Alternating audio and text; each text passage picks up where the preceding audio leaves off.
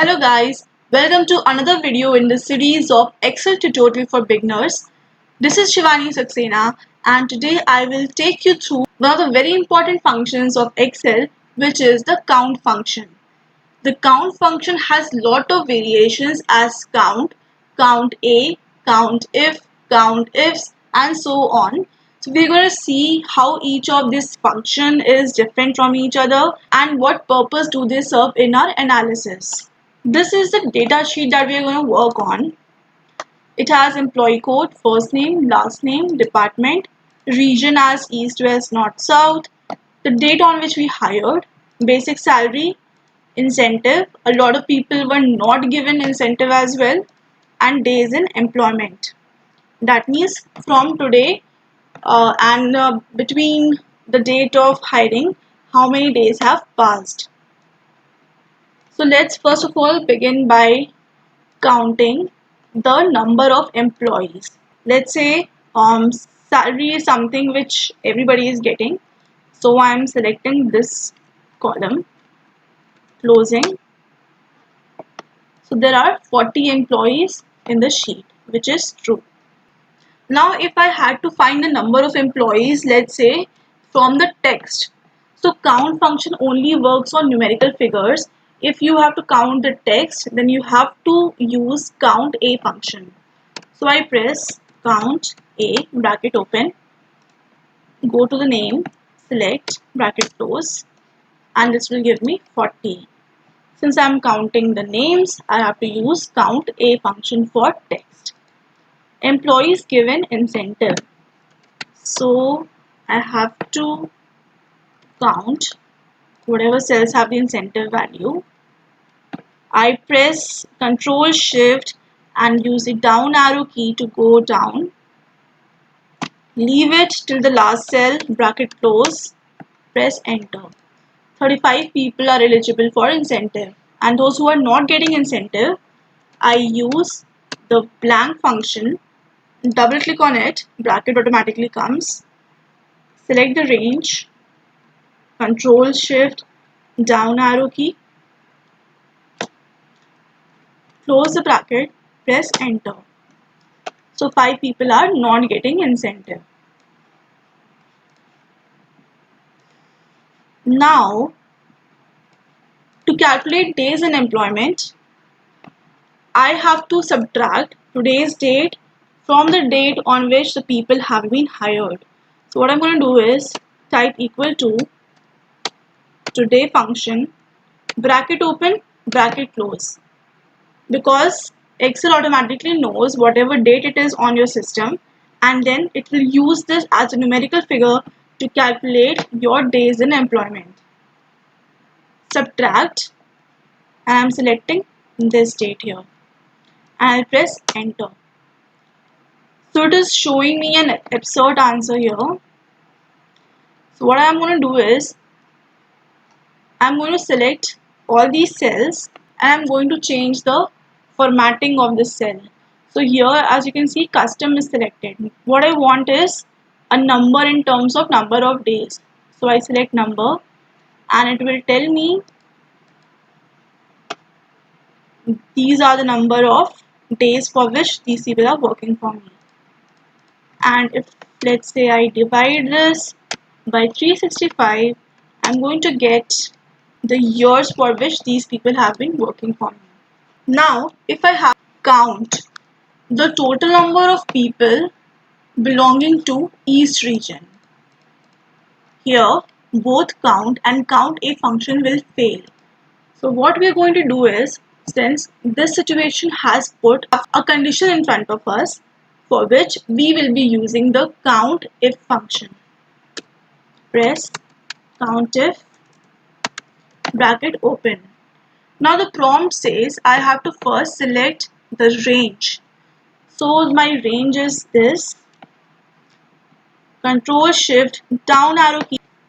Then it says add a comma. I'm adding, and then it says criteria. So my criteria is that I want to see how many people belong to East, West, North, South. So criteria is mentioned in the O column. So I am clicking this as it is. and closing the bracket. It will show me 16 as the answer. I can verify this. How? Let me put filters here. Alt D F F. This is done. East. And I select Control Shift down arrow and it shows 16 as the answer in the bottom. Also, you need to note that COUNTIF function is used when you have only one condition. If you see in the next table, we have two conditions. I want to find people who are admin and belong to East, admin and belong to West, marketing and belong to East, West, North, South, and so on. So how I'm going to do is I'm going to use the COUNTIFs function. Now the prompt says that I have to first select criteria range 1 and then the criteria. So my criteria range here is first is admin and all. So I'm going to go with department. Put a comma and then add the criteria. So my criteria for first one is this. Selecting it and putting comma. Now it says criteria range 2. So it is the zone or the region. Selecting this, Control Shift down arrow key, comma, criteria range के बाद there is criteria which is this. I'm going to close it, press enter. So now there are two people who are belonging to East and who are admin. Now if you remember something I told you about the absolute and relative referencing, we are going to use this one here. If you see in the formula, I want the criteria 1 to change as per the row and criteria 2 to change as per the column, which means whatever I am dragging and dropping, automatically my criteria should be shifting downwards in case of the department and rightwards in case of the zones or the region.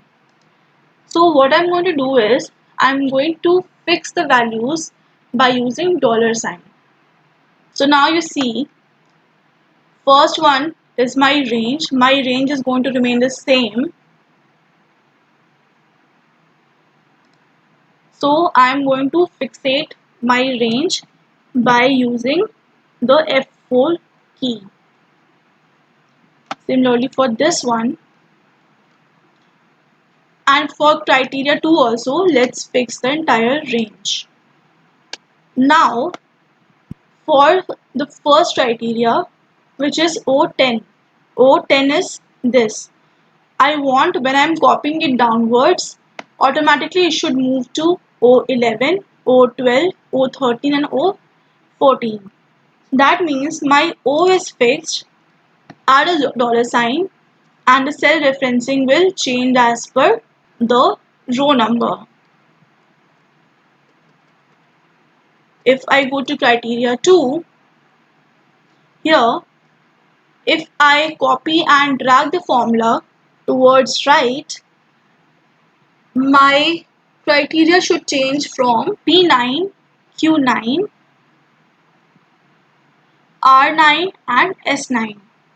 So here 9 is fixed whereas the column reference is changing.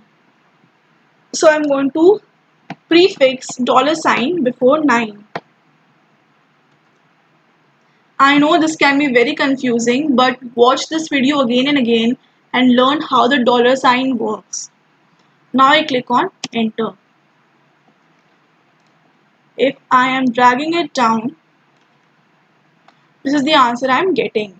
So if let's say I point to this cell for marketing, it shows my range is fixed, which I wanted, but the cell reference it is using is O12 for marketing, which is true, and P9 for the zone, which is again true.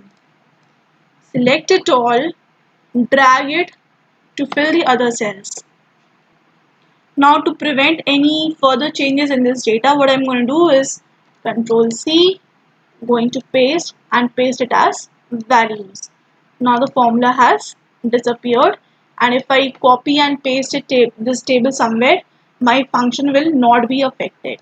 Now let's say if I want to verify whatever this is, I can use a pivot table. Don't worry, the pivot table will be taught in future videos, but for the sake of verifying the accuracy of the data, I'm going to select it, insert, and I'm selecting pivot table here.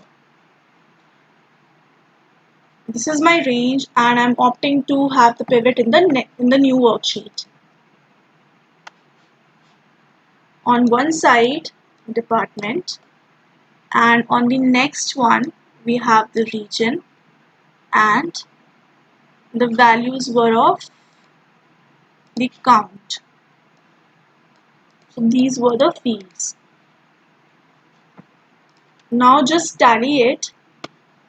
Yes, it's exactly tallying. So whatever we have got is correct. So that is it for this video. If you have any doubts or need any further clarification, mention those in the comment section under the video. The next video will be on sum and the various variants of the sum function. So make sure you have covered all that I have taught till now before going on to the next video. If you found something value adding in this one, then like this video and subscribe to my channel.